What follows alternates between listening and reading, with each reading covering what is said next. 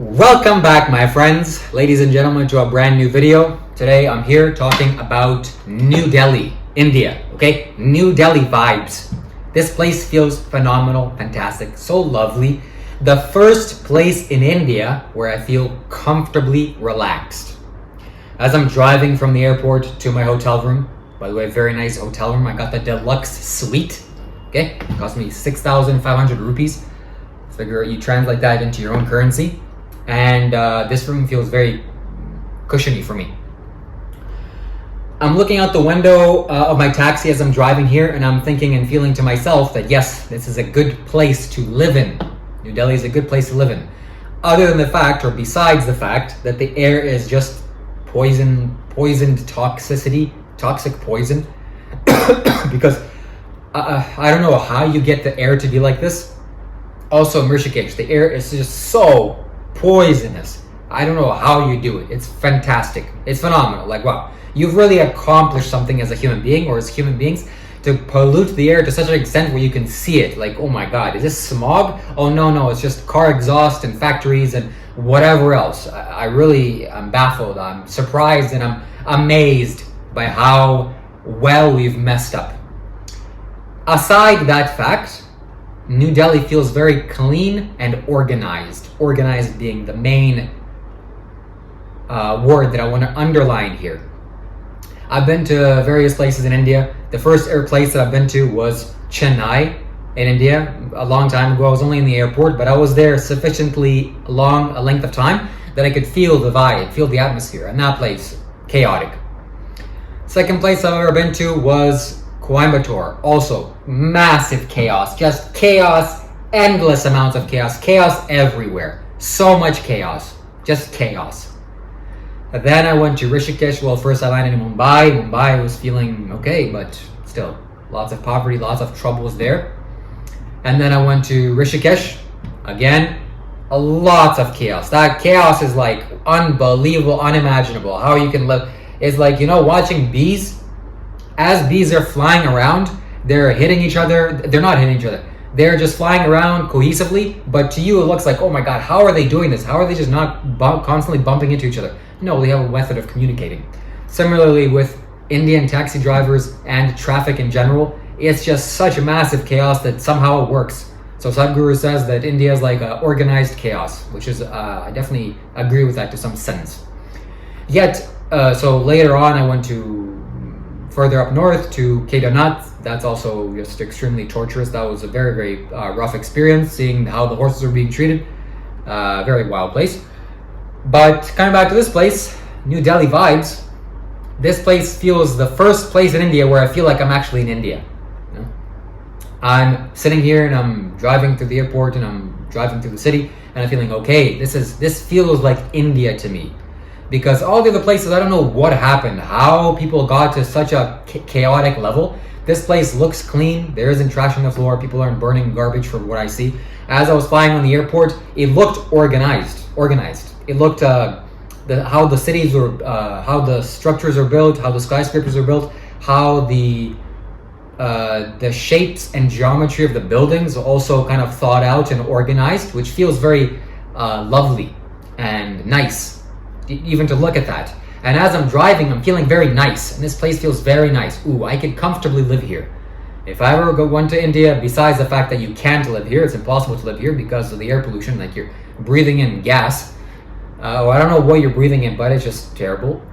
The situation was also similar in Rishikesh today, as I was driving back. And you could see the air. I don't know what was happening, but it was, oh my God, wow. And as we got closer to Rishikesh from Gupta Kashi, which is where it was more palpable. And in fact, as I got closer to the city, I felt my heart just kind of close up. Okay, there you go. You can't open this up, and not in this chaos environment, not in this unsafe, unfriendly, unhealthy, whatever, disease-filled, pollution-filled, people spitting all over the place, throwing trash, burning trash, no traffic laws, just madness. I mean, I guess Indian people like it this way. I can't complain. I'm in their country, which I love. Your country, by the way. I love Indian culture, some parts of it. I love the fact that some very wise and ancient masters and yogis have developed the science to such an extent where you have something like the Kailash of the South, the Languri Hills, which is just, I'll give you a little imaginary example here just to, I'm going to get back on topic, but let's say this. Some people have visited the vault in the United Kingdom where all the world's gold is stored, at least the United Kingdom's gold is stored. The gold vault. It has something like $300 billion worth of gold. You look at the entire little warehouse building and it's just stacks and stacks of bricks of gold. You should check it out on YouTube. It's a sight to be seen. It's something you should see. So people see it, oh my God, that's so nice. But very few, select few people get to actually go there and witness that and actually experience and hold a gigantic brick of gold that weighs, I don't know, a couple of kilograms and costs something like $400,000 or more, or $1 million, whatever it costs. So pause, be right back. I'm just gonna get some water here.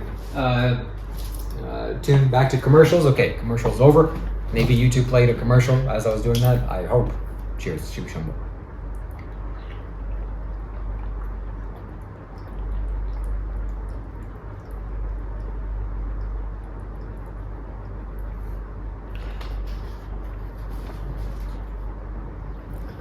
So New Delhi feels very nice, feels very civilized and organized and almost like a Western country. This is not to say that, it's something bad, something this and that. No, I don't mean it like that. But this is the first place that I've been to which feels like India. This feels like India. Coimbatore didn't feel like India. I'm like, what is this place? Why are human beings like this? What are they doing to themselves? How are they in such a bad condition? It's just, you have the most fantastic energy structure, and yet people are just walking around polluting all over the place, polluting themselves. So it makes me think, it makes me wonder, it makes me realize also that just because you have the science and this technology, it doesn't make you some enlightened master and some yogi, some ancient sage. I'm walking around the land of the Hindus and sacred temples and ancient knowledge and so much energy work, and this whole land is just a giant temple. Yet still, because of my intensity, because of my involvement, because of my desire and sheer willpower, I'm much more farther along on the spiritual path than most people that are living right next to the temples. As I was in Gupta Kashi and I was there in the temple, that temple is just a sight to be seen also. It's like, I don't know how that's possible. You would have to give so much of your life in terms of your own energy into that stone to make it that way. Whoever did that, whatever did that, had some incredibly powerful capabilities. You would have to bow down to that man. Okay, that's just remarkable. That's like close to a god as a human being, to be able to do that. That's phenomenal. So I'm sitting there and I'm just blown away. And people are coming and they're worshiping the lingam and they're bowing down and they're pouring water and they're saying Shiva Shambho and this and that. And that's good. They're dissolving themselves. But I'm not impressed by them. I wasn't impressed by them. And I'm just seeing that maybe it's, everyone is on their own individual spiritual path, and some people are farther along than the other people, and people are progressively going forward. Not everyone can be super top-notch, 100% fully enlightened, high energy, whatever. But still, that should say something. At least I'm saying something here.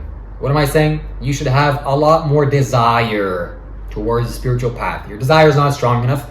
I know, because my desire is so intense. I don't verbalize it, but I am burning inside. I'm burning because I don't know the answers to the questions that I'm seeking, and that I can't live with that. Maybe there are no questions. No, there are questions because other men have figured out the questions and they have the answers. There are answers to this.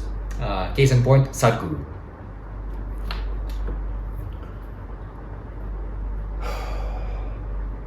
So my friends, I arrived here in New Delhi. The place feels very nice and wonderful here in this nice hotel. And the reason why I'm here is because I missed my flight. Oops, sorry. I booked a flight from Rishikesh to New Delhi to Kathmandu, Nepal. Unfortunately, the connecting flights were too short of a time, and the first flight had trouble with unloading us, and then also trouble with giving the baggage to in the right time. So boom, there you go. Missed my flight. $100 and something or I don't know, $70 just in the wind. I had to buy another flight tomorrow at 7 a.m. This is about 8 p.m. that I'm recording this video. I'm gonna go eat and I'm gonna go sleep. But the reason why I'm saying this, my friends, is this is the second flight that I've missed in my lifetime. I've been through the first flight I missed was just very, very uncomfortable situations. But this flight I missed, one reason is because, you know, there is a morning energy. I don't like this word morning, like you're gonna cry or something, you're gonna mourn your family loss or something. No, the beginning of the day energy, the new sun's energy, new sunrise energy. And then after 12 o'clock noon, it begins to become a little bit other, more dark, more dense energy, it's different, okay? It's just how it is. So Sadhguru says, fun fact, that people that wake up in the morning, they have a better use of time than people that wake up later in the day. And I know this for a fact, it's true. So when you arise in the beginning of the day, your sense of how much time is allotted to you in this day and how well you're able to use the sunlight is much more effective, whereas if you wake up later in the day. So as I was booking my flight, I had a subtle feeling I should probably pick the one in the early morning. It just has more light to it. But I thought to myself, no, I'm going to do the logical choice, and I'm going to choose a flight that allows me to sleep as much as I want, and I'm going to go on the flight at 4 p.m., which was the first flight, 4 p.m. Unfortunately, I couldn't make my 6:30 flight, so here I am. This is the first time that I'm staying in this nice little hotel here. Very nice hotel. This is the highest room that's available here. And why? Because I've just decided for myself, I'm going to do the things that I'm supposed to do, or wealthy people do, or just good things for myself. Why? Well, this is a significantly higher price. I could have gotten a hotel literally for 700 rupees, which, to give you some perspective, 1,000 rupees is something like 20 Canadian dollars. And this hotel is 6,500 rupees for one night. So I got this one. Why? Because I could die tomorrow morning. And should I be in some cheap little hotel because I'm saving money? No, I shouldn't. Why? Because, well, I shouldn't waste money, but my friends, it's not my money. I've never had my own money. It's never your own money. It's someone else's money. You're just holding on to it right now. It's someone else's money. Just pay attention to this and look at this, okay? I'm gonna bring some money to you as a prop just to show you.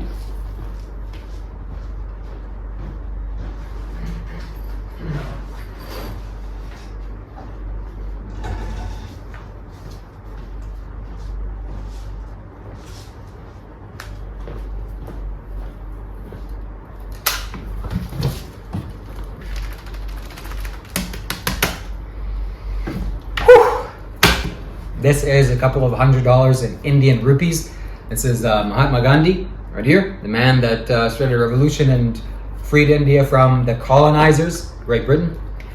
Very wonderful man, non-violence. He stopped eating and everyone was like, oh my God, he's not eating anymore, please, what do we have to do to make you eat? Well, stop fighting. Okay, Father Gandhi will stop fighting. It's a wonderful man, okay? If you... If you stop eating out there and give commands to other people, probably you're gonna see the Grim Reaper. But for some reason, this man, he stopped eating, and the whole country, not only just one or two groups of people, just the whole country is like, oh, please, God, please, what do we gotta do? Okay, follow my commands. All right, we're gonna do it. So fantastic. So my friends, this is not your money. This is not my money. This is someone else's money. This is not even someone else's money. This is just money. It never belongs to you. Okay, these clothes belong to me. It's mine. It belongs in my own body. This doesn't, okay? It's supposed to flow. You know, I'm driving next to the Ganges River, and it's just flowing. It's just a massive body of water flowing. Too bad, unfortunately, they dammed 2 or 3 parts of the river. 2 for sure I've seen. And it's like, what are you doing? Okay? No insight, no perception, no clarity, no wisdom, no intelligence, no listening to the wise men of life. Hey, look at this body of water. I guess we gotta put some electricity through it. Yeah, so the Ganga River, people have been revered and cherished this river. The wisest men on the planet have spoken great things about this river. Who cares? Put some down where let's use it for electricity. And I've heard before Sadhguru say that because they've dammed this river, like they should have just left it alone. Like, can you just leave this one river alone? Go do some project or something else? No, they can't, because the markets and because of this, literally because of this. So Sadhguru has said many years ago, I've heard him say this, that because they dammed this river, they put a dam in various places up north, the quality of the river feels distinctly different. I could instantly sense this is true. I never felt the Ganga before.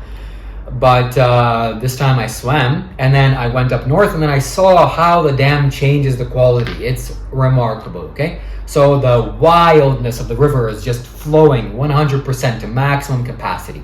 And then it starts to trickle down through the dam, and it loses so much of its potency. It's like 20% of what it was there.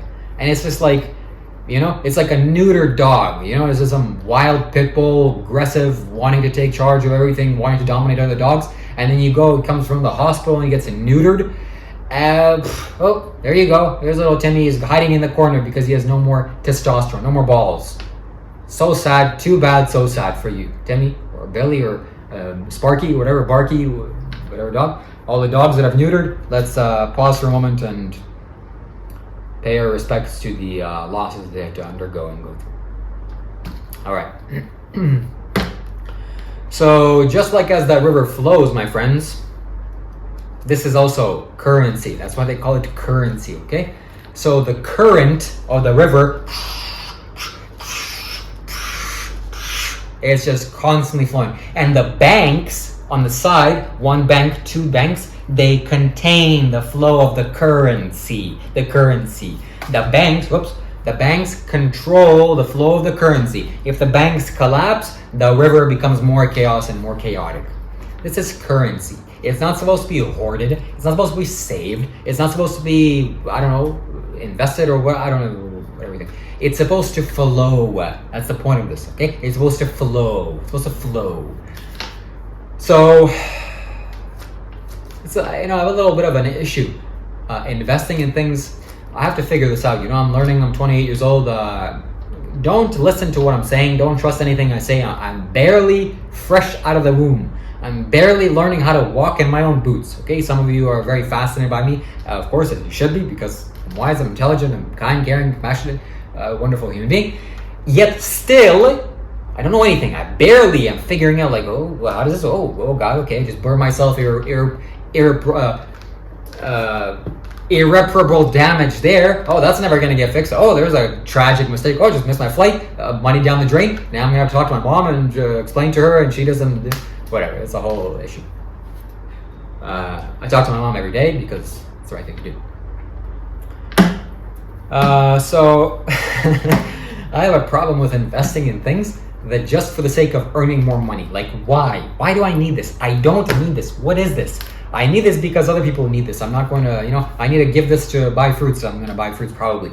Otherwise, I can't do it, okay? So that's the only reason why I need this. So if I'm going to invest in something, if I'm going to invest in the stock market, I want to invest in things that actually help progress the human race forward. Not just in, just to make money. I don't know. But definitely this is on my mind. This is the center most focus that I have, and absolutely I will acquire massive amounts of these little currency notes. And I will dictate the currency of my own life. So kind of back to my original topic, my friends, this is not your own, this is not your money. This is a first idea I heard from Grant Cardone, okay, shout out to that man, a very big money guy. And he said that this is not, money is not yours, it's someone else's. It doesn't belong to you, it belongs to someone else. It's not even yours, it's not mine. So I'm spending money that's not mine. You give me money and then I give the other guy money. Okay, I give my taxi driver money, or I give this place money. It's not my money, it's never your money. It's just how there flows, the currency flows, you think, okay, I'm gonna contain this little piece of river and think that it's mine. No, it's gonna be right over there. So the only thing you can do is kind of maybe nudge it a little bit or push it or whatever. But don't dam it, okay? That's just the wrong thing to do. I guarantee you, that's the wrong thing to do. It doesn't work out for the river, and dams break and collapse. Final notes, my friends, on New Delhi, on India. Love India. I'll give you 3 positives and 3 negatives. about living in India? Well, there are a lot more negatives living in India than there are positives in certain places because of the chaos and, like I mentioned, and the environment and the burning of pollution. I'm gonna get okay. Positive number one. Benefit number one of living in India is this: the fact that it has so many consecrated spaces. It has so many concentrated energy places that you just walk into it and it's like, wow, oh my god, it's phenomenal. You're just blown away. Case in point, the Kashi Vishwanath temple, which I've never been to, the Gupta Kashi temple, which I've been to, the Kedarnath temple, which I've been to, the Janalinga temple, which I've been to, the Lingabadi temple, which I've been to. But the most significant and most important thing in all of India, pay attention, listen to me, okay? I'm wiser than you and I know what I'm talking about, is the Vilangiri Mountains, the Vilangiri Hills, Kailash of the South, they call it. I have seen many videos about this land, about this planet, hundreds, thousands of videos by Sadhguru. Sadhguru is my full-time job, okay? What's my full-time job? Sadhguru, okay? Sorry. Sorry to say, but that's just true, okay? Sadhguru is my full-time job. That's what I do full-time.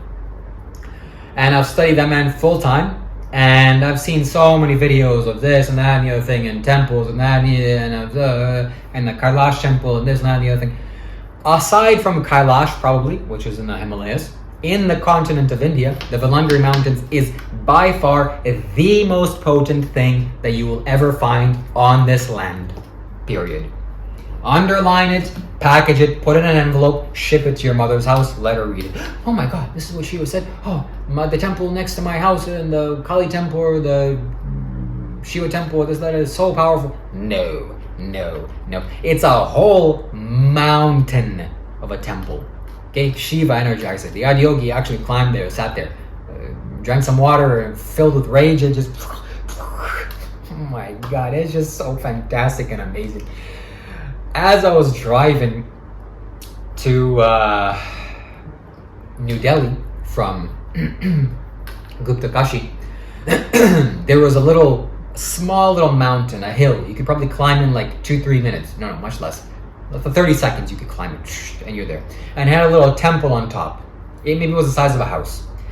And the temple was doing something to this mountain. I saw, oh my god, wow. It actually energized the whole rock, the whole mountain. The whole little hill, it's not a mountain. And I just imagine and remembered the Vilangiri Mountains, the Vilangiri Hill, how that's like compared to this. And what Sadhguru said, that it would take so much energy to do what that place is. It's just close to impossible. So my friends, it's been done, it is done. It's within probably a couple hours flight, if anywhere you are in India. A couple of $100 or $150, you can go to Vilangiri Mountains next season when you can climb it, and I'll give you all this, okay? Because this belongs to you, it doesn't belong to me. I'll give you this money if you climb it, because it's the most fantastic, remarkable thing you do for yourself on the planet Earth, okay? So that's reason number one why I love India so much, is because the energized, consecrated places, specifically the Vilangiri Hills, which I'll be visiting most likely many more times as I'm alive on this planet, and probably will do various things with you if you choose to come with me. Number two, why I love India so much, the food. The food is so good. Oh my god, so good. It's so good, but it's also so bad. It's probably the worst food that you ever had in your life. Simultaneously, somehow concoctionally, it's the best food in your life. Why I say it's the worst food? Because they add chilies and everything. They add onions to everything, garlic to everything, paneer or milk or cheese to everything. So much oil is another condiment. So these are the 5 things that I've really noticed. But it doesn't have to be so. So if you can choose to get yourself some things that don't have this, then it's a fantastic. It's the most fantastic food I've ever eaten, because the spices and how it's combined, especially if you're making food in a consecrated space like Coimbatore, the food in the Isha Yoga Center are just amazing. Outside of the Isha Yoga Center. Where the welcome point is. So I was once eating breakfast in Coimbatore next to a hotel. It was called Shri Bharat Residency. It's a very nice hotel there, and breakfast is very cheap. You should definitely visit that place once in a while if you're there. And I was eating mung beans, and the mung beans were just saturated with onions. And I'm eating this, I'm like, oh my god, all I could taste was the onions. Like, why do they do this to themselves? Why do Indians enjoy this? I don't know how. Plus, onions is a negative chronic food, and it's just not good. So that's the second reason, because the food is so good. People have cultivated the science of food making for thousands of years, and vegetarian food, not to mention, and it's just so good. It's like, oh my god, wow. Especially in Coimbatore, okay? Because why? The food is just whatever. Energized. If you're cooking food next to the Valangiri Hills, it's going to taste amazing. So, and the third reason why I love India is because of the heat. The heat. It's warm. It's a nice, comfortable feeling. It's not cold like Canada where you're not supposed to live. It's just horrendous. Which I'm gonna go back to Canada very soon. So you're gonna stay tuned for that. So it's very warm, very nice climate, especially in Coimbatore. I like the weather. In Rishikesh, it was like, I'm so much farther north, yet it's so much more intense in heat. I don't know how that's possible. Also here, it's very intense. The heat is very intense. I don't know how that is, global warming, climate change, whatever. I'm not gonna guess here, but it is, that's the way it is. It was like plus 41 at some point. I couldn't even, 41, 42. And I walked 5 minutes and then I had to pause and sit down because it was so hot. So that's how it is. Bonus, why I love India so much, the fruits are so good. Not poisoned, not chemically tampered with, not anything GMO, NMO, PMO, LMO, Shivamo, Yamamo, whatever. Nothing of that. This country is, a lot of places are just don't have enough of this to go buy pesticides and spray the chemicals to poison your food and to basically, shorten your life. No. The food here is just, wow, you're actually eating the organic, natural thing. I'm eating a banana. This is what a banana actually tastes like. I'm not tasting poison. Oh my God, what a sensation. I'm just eating what the natural fruit is supposed to be like. No poison, no chemicals. Wow, what a sensation. The mangoes, so many varieties of fruits, and none of them have poison in it. None of them have chemicals in it. Oh my God, please guys, can we do something about this on the planet Earth? Can we stop poisoning our foods? Or can we start contacting these people that are growing the foods and just like, can you scratch your head a little bit? Like, hey, what am I doing? Why am I spraying these pesticides? Why am I spraying these chemicals and ingesting into my own body? Who knows what it's doing to you? It's just so bad and the taste is so bad. I'm not looking forward to going back to Canada because the fruits there are so bad. So bad. So bad. It belongs in the trash. You buy a potato or apple that's been sprayed heavily with pesticides and you just toss it in the trash. You can just buy it and then throw it in the trash because that's where it belongs.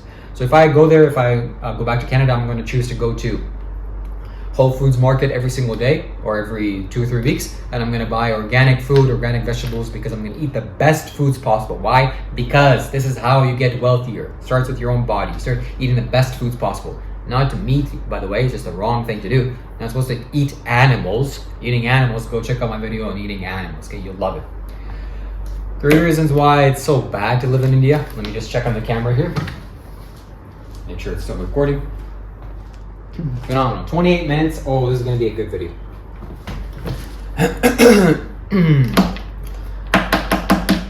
Number 1, chaos. I don't know how else to say it. Just unorganized chaos, people driving everywhere. It's like, it hurts. It literally hurts. I don't feel safe. I don't feel comfortable. It's just chaos. In Coimbatore, just chaos. People are driving on the wrong side of the road. No traffic laws. I'm just speeding down the highway. No one cares. People are driving with their kids. No helmets on the little motorcycle. I'm like, okay. Chaos. That's the worst part about this India. It's just utter chaos. Hey, I'm a foreigner here. I really shouldn't complain or can't complain. I don't live here. So if you like it, keep doing it. But I'm not going to live here. Number 2, people burn trash. They burn it. Can you hear me out there? Okay, what does that mean? It's like you accumulate a bunch of rubbish or a bunch of garbage inside of a garbage can, plastic, food, scraps, this, that, the other thing, maybe batteries, whatever, and then you just toss in a pile, maybe add some little bit of fuel, and then light it on fire. There you go. Congratulations. Here you go, Mother Earth. There's an offering to me. A bunch of burning rubber, burning plastic, burning chemicals, poison, whatever else, and just go ahead, have fun. Enjoy breathing in that that smoke as it's rushing to it's just on the sidewalks, by the way, literally on the sidewalks. Maybe if it was somewhere in your house, although they do this in their house too. Shout out to Yogi Bishwanath, okay? Guy living in in New Zealand in an NZ ashram. Someone should do something about this. He burns trash there too. Why? This is his culture, I guess. He's from Bangladesh, and in the New Zealand he has a big garbage can, and he collects plastic and whatever other things he has, tosses it in there, puts some gasoline, lights it on fire. Hey, here you go, Mother Nature. Let it go and let the plants consume that. Let it go into the atmosphere and let it go into your lungs. Someone should stop him. Someone should do something about this. Excuse me. So, yeah, burning plastic, burning garbage is not the right thing to do, not the sane thing to do, and it's just everywhere. I was sleeping in Gupta Kashi, and I'm just laying in my bed, watching some YouTube videos, and then I get a whiff. Oh my God, there's rubber burning, or there's some plastic burning, there's some petrochemicals burning. Someone's burning their garbage, their daily or weekly garbage. They've accumulated, but forget about properly organizing it, forget about disposing it properly, forget about recycling it. Nah, burn it, let it go into the air, let other people consume it into the lungs. Just so wrong. Stop it.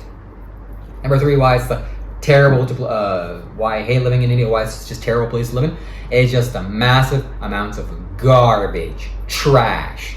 It's like, I get it, okay, because I grew up in Ukraine, and this is what you do in Ukraine, okay? This is what people do here in India also. Is, let's say this isn't a piece of ice cream, a vegan, nice, delicious piece of ice cream, not with animal stomach juices that belong with a calf, not a human being. It's like, you have to open this perception center. You have to open your third eye and just look like, oh my God, that's just natural for that species, but why am I going and tampering this? Why am I going and sucking in the udder? Why am I going and sucking the gigantic cow's milk? Like, whoa, what am I doing? Why don't you go do that with a female person that's lactating?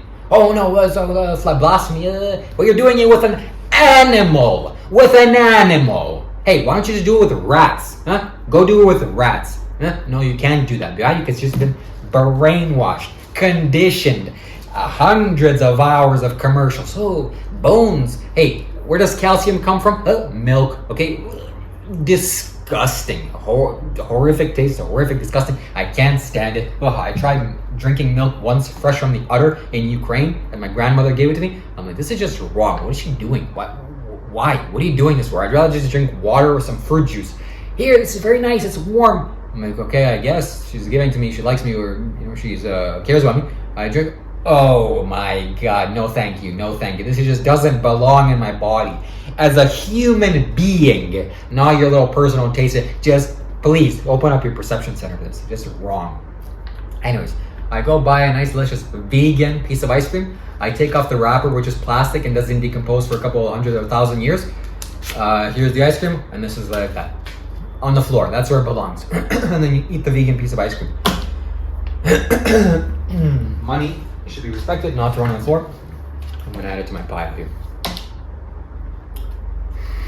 By the way, you should sniff money and treat money very carefully and respectfully, because it's a source of your life. So I've seen this happen also in the Valangari Hills. Okay, shout out to you, person that went with me there. GJ, hello, hi. This is just how you've been brought up, and no education is there, and unfortunately this is just the culture how it is. But this has to evolve, this has to change. You can't throw garbage on the floor, because someone else is gonna have to clean it up, someone else is gonna have to deal with it, and it doesn't look aesthetic. Plastic and trash and everything. If it's an organic material, you toss it in the nature, that's fantastic, okay, saving soil. But plastic, I'm just sitting there on the most fantastic view of the Valangari Mountains. Like literally, I'm sitting at the most energetic rock. I'm in awe, and people are sitting next to me. Indian guys are sitting next to me, and the guy takes a plastic wrapper off his water bottle, and they just like, and the wind takes it away into the nature. I wanted to do something about it, to him or with him or about him. Okay, I wanted to, whatever. I didn't do anything because what was I gonna do? Hey, buddy. You gotta educate yourself. I'm educating you, okay? Can't do this. Stop it. Get some help. Go get a psychiatrist or get something. Don't throw trash on the floor. That's not where it belongs, okay? It's so wrong. Hey, just take a little piece of wrapper off a cookie or a chocolate bar. That's where it belongs, on the floor. Right where Mother Nature can take care of it, or where some animals can go and ingest it and eat the plastic, and then it clogs up their internal system, and you know what happens then. and the thing doesn't decompose, and it looks like you're walking through I don't know what. Another side note, another bonus point why I don't like living in this country, why I hate living in this country, why I hate this country. I don't hate India, but you know, I hate everything, and I also love everything. Okay, deal with it. Is the feces and the urine. Okay, so I'm climbing the Valangri Hills, and I just smell it. It's like, oh, there, someone did that there, and someone probably did over there, and then it's just the whole way up there. Why? Because there's no proper places to do that. I don't know why you wouldn't like build something. Hello. And also on the streets of Coimbatore, I'm just sitting there and looking at the streets, and people are just, oh, let me just stop on the sidewalk and let me just use a street to relieve myself. Okay, it's, you know, no big deal, I guess. It's an organic matter, but still, have some aesthetics about this. It's a little bit not aesthetic. Anyway, that's too far besides the point. Talking about money, my friends, so I missed my flight. I lost a couple of dollars, and here I'm in this hotel. I should show you the view now.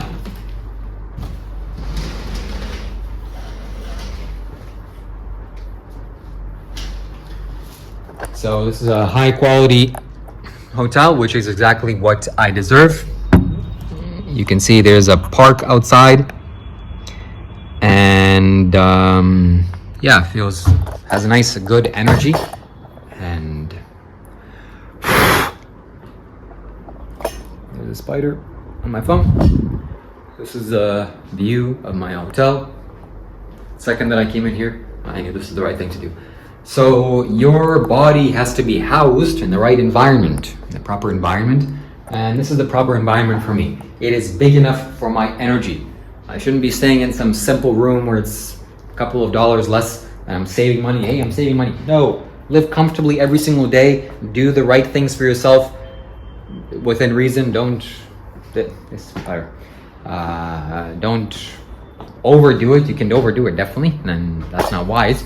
But I've reached a point in my life that yes, this is appropriate for me to do now, and I should treat myself well, because what else am I going to do? I'm not here living forever. I only have a couple of years or decades left, and this is what life is all about, to enjoy. I'm here to enjoy myself and be well. So let's see if I have any final notes, closing statements here for you. So in summary, my friends, New Delhi feels like a wonderful place to stay. Feels very organized, clean. I like this place. I was enjoying the view from above. I'm going to make a separate video about this, and I'm going to include a clip of the view of New Delhi. And yes, so everything happens for a reason. I missed this life for a reason. I guess I needed to feel the vibe of this place and really know what this is all about. I'm glad I did, because I got the essence of India. I'm actually feeling like I'm in India now for the first time. Okay, this is India. This is what it feels like. I'm in the center of it all. And pluses and minuses of living in this country. Money, you treat money well. Some secrets of money. Smell money, sniff money. Because smell gets in contact with your subconscious mind much easier and much faster than anything else. It's the fastest route to your own energy body. And if you want to make more money, smell it and think. That's all, folks. Stay tuned for the next one. Shiva Shambho.